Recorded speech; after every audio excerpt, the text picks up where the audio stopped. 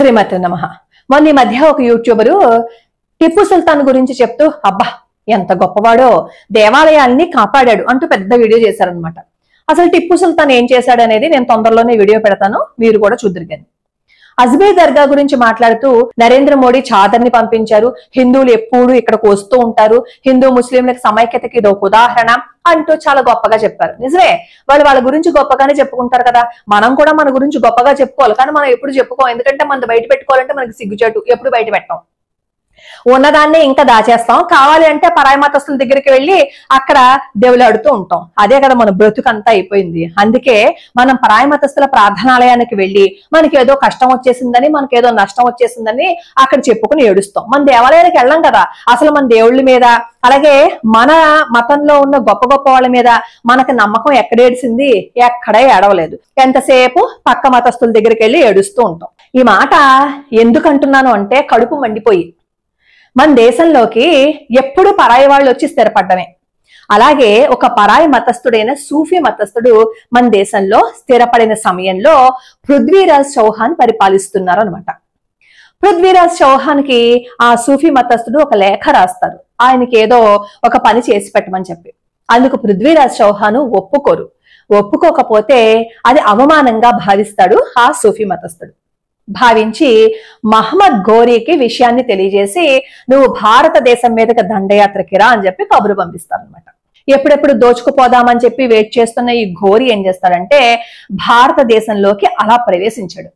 అలా ప్రవేశించినప్పుడు రాణి నాయకి దేవి చేతుల్లో దెబ్బతిని పారిపోతాడు. మళ్ళీ 10 సంవత్సరాలు మన దేశం మీదకి కన్నెత్తి చూడ్డు. మళ్ళీ దండయాత్రకు వచ్చాడు. మొదటి స్థానేశ్వరం యుద్ధం అనమాట. అప్పుడే పృథ్వీరాజ్ చౌహాన్ తోటి యుద్ధం చేశాడు. ఆ యుద్ధంలో పృథ్వీరాజ్ చౌహాన్ యొక్క సర్వ సైన్యాధ్యక్షుడు గోవిందరాజు, ఆయన చేతిలో ఈ ఘోరీ దెబ్బతిన్నాడు. అప్పుడు కూడా ఈ గోవిందరాజులు ఏమి ఉత్తిన కొట్టేలేదు. ఈ ఘోరీ ఏం చేశాడు అంటే ఈ గోవిందరాజు ఎక్కిన ఏనుగుని బల్లెంతో పొడుస్తాడు అనమాట, బల్లెం విసిరేస్తాడు.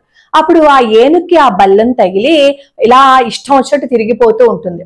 పట్టు తప్పిపోతున్న స్థితిలో ఏం చేయాలో అర్థం కాని పరిస్థితుల్లో ఉన్న గోవిందరాజుల మీదకి ఈ ఘోరీ ఇంకొక బల్లాన్ని విసిరుతాడు. అదేమో మొహానికి వచ్చి గుచ్చుకుంటుంది అనమాట. ఈ పన్ను ఊడిపోతుంది, మొహం అంతా రక్తసిక్తం అయిపోతుంది. అప్పుడు ఈ గోవిందరాజులు ఏం చేస్తారు అంటే తన చేతిలో ఉన్న బల్లాన్ని ఘోరీ మీదకి విసిరితే అది భుజానికి వచ్చి గుచ్చుకుని తనకి బ్యాలెన్స్ లేక పడిపోతాడు. పడిపోయినప్పుడు అక్కడ ఉన్న వాళ్ళ ఈ ఘోరీ యొక్క సైనికులు ఆ ఘోరీని మోసుకుపోతారనమాట.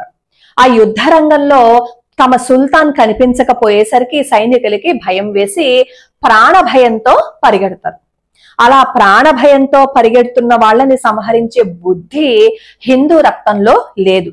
అలా పారిపోతున్న వాళ్ళని వదిలేస్తారు మన హిందూ రాజులైన ఈ పృథ్వీరాజ్ చౌహాన్. అలా ఓడిపోయి చావు తప్పి కన్ను లొట్టబోయి పారిపోయిన పిరికి పంద ఈ ఘోరీ అనమాట. ఈ ఘోరీకి అర్థమైపోయింది మనం ఎలాగో ఈ పృథ్వీరాజుని జయించలేమో అని చెప్పి. మళ్ళీ ఈ ఘోరీ ఏం చేస్తాడంటే మన దేశం మీదకి దండయాత్రకు రావడానికి సైనిక బలాన్నంతా కూడగొట్టుకుని ఉంటాడనమాట.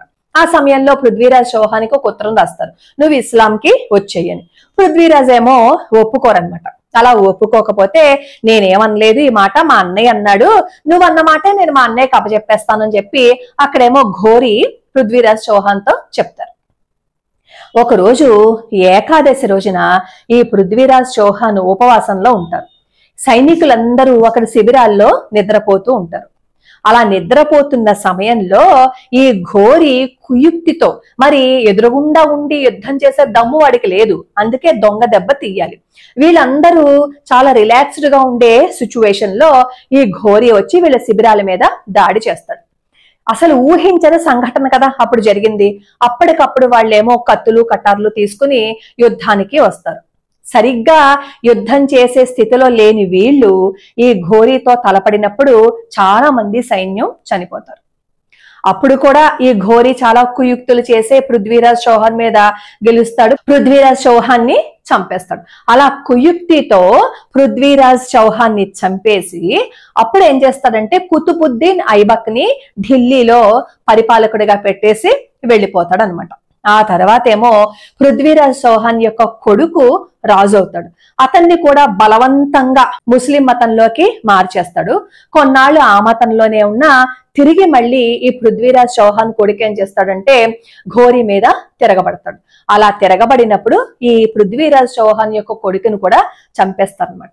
ఘోరీ మన దేశం మీదకి దండయాత్రకి వచ్చి మొట్టమొదటిసారిగా కాశీలో 1000 దేవాలయాల్ని కూల్చేశాడు. హిందువుల మాన ప్రాణాలు తీసేశాడు, ధనాన్ని కొల్లగొట్టేశాడు. వాడు చేసిన దుర్మార్గాలు 1, 2 కాదు, మాటల్లో చెప్పలేనంత దుర్మార్గం చేశాడు. అసలు కొన్ని శతాబ్దాల పాటు మన దేశం ఇలా ఉండిపోవడానికి ఏకైక కారణం మహమ్మద్ ఘోరీ మన దేశం మీదకి దండయాత్రకి రావడం అన్నమాట. దీని అంతటికీ కారణం ఎవరు? ఆ సూఫీ మతస్థుడు. అంటే తన యొక్క కోరిక నెరవేరకపోవటం వల్ల మహమ్మద్ ఘోరీని మన దేశం మీదకి ఆహ్వానించాడనమాట దండయాత్ర చేయమని. ఆ తర్వాత ఈ సూఫీ మతస్థుడు తన వాక్చాతుర్యంతో ఎన్నో గ్రామాల ప్రజలని ఇస్లాంలోకి మార్చేశాడు. దాదాపు 7 లక్షల మందిని ఇస్లాంలోకి మార్చేశాడని, అలాగే అనుసాగరం ఏదో ఒక సరస్సు ఉంటుంది అజ్మీర్లో, ఆ సరస్సుని పృథ్వీరాజ్ చౌహాన్ తండ్రి నిర్మిస్తాడనమాట. అక్కడ ఆ సరస్సు ఒడ్డునున్న దేవాలయాలన్నింటినీ నేలమట్టం చేసేయాలని వాళ్ళకు ఒక దుర్బుద్ధి ఉండేది. ఆ సూఫీ మతస్థుడి యొక్క శిష్యులు ఏం చేసేవారు తెలుసా? ప్రతిరోజు ఆ సరస్సు దగ్గర ఆవుని హత్య చేసి ఈ ఆవుకి సంబంధించిన కబాబ్లు తయారు చేసుకుని మన దేవాలయాల్లోకి వచ్చి తినేవారు. అక్కడ మన దేవాలయాల్లో విగ్రహారాధన జరుగుతూ ఉంటే అది చూసి సహించలేక వాళ్ళు ఎన్నో కుతంత్రాలు పన్నేవారు. ఆ తర్వాత ఈ సూఫీ మతస్థుడి యొక్క శిష్యుడు ఒక హిందూ రాజు కూతుర్ని కిడ్నాప్ చేసి తీసుకొచ్చి నిఖా చేసుకోవడానికి ఆ సూఫీ మతస్థుడి దగ్గరికి తీసుకువెళ్తే ఆవిడ పేరును కూడా బీబీ ఉమయ్యా పేరు మార్చి ఇస్లాంలోకి బలవంతంగా తీసుకువెళ్ళిపోయారు. మన దేశం మీదకి మహమ్మద్ ఘోరీ దండయాత్రకి రావడానికి కారణం ఎవరు? అలా దండయాత్రకి రావడం వల్ల ఎన్ని దేవాలయాలు ధ్వంసం అయిపోయాయి, ఎంతమంది హిందువుల ధన మాన ప్రాణాలు పోయాయి, ఎంతమంది ఆడవాళ్ల మానం తీసేశాడు ఆ ఘోరీ. దీనంతటికీ కారణమైన ఆ దర్గాకి మనం వెళ్తున్నాం, చాదర్లు ఇస్తున్నాం, దైవంతో సమానంగా కొలుస్తున్నాం. అసలు ఇన్ని దుర్ఘటనలకి కారణమైన అటువంటి ప్రదేశానికి హిందువులు వెళ్తున్నారు అంటే కొంచెమైనా మనకి సిగ్గు అనేది ఉందా? ఉండదు. ఎందుకంటే ఈ సంఘటన అంతా మనకి సంబంధించింది కాదు కదా, కాబట్టి మనకి అవసరం లేదు. ఎవడు ఎలా పోతే ఏంటి, మనం చాలా సంతోషంగా ఉన్నాం కదా అని మాత్రమే ఆలోచిస్తాం. ఈ దర్గాకి సంబంధించి అసలు కథ తెలియకపోవటం వల్లే కదా మన హిందువులందరూ అక్కడికి వెళ్తున్నారు. నరేంద్ర మోడీ గారు అక్కడికి వెళ్లి చాదరి ఇచ్చారు కదా అంటారు. చాదరి అక్కడికి వెళ్లి ఇవ్వలేదు. ఒకవేళ ఆయన తప్పనిసరి పరిస్థితుల్లో వెళ్లి ఉండుంటే ఇలాంటి సలాములు చేయటము మొక్కడము చేయరు. ఒకసారి నరేంద్ర మోడీ గారు ఒక సభలో మాట్లాడుతూ ఉండగా వాళ్ళ టోపీ ఏదో ఉంటుంది కదా పెట్టుకోమంటే, మీ మతం అంటే నాకు గౌరవం ఉంది కానీ నేను నా ధర్మాన్నే పాటిస్తాను అని చెప్పిన వారు మోడీ గారు. ఇప్పుడు ఆ దర్గాకి వెళ్ళాలా?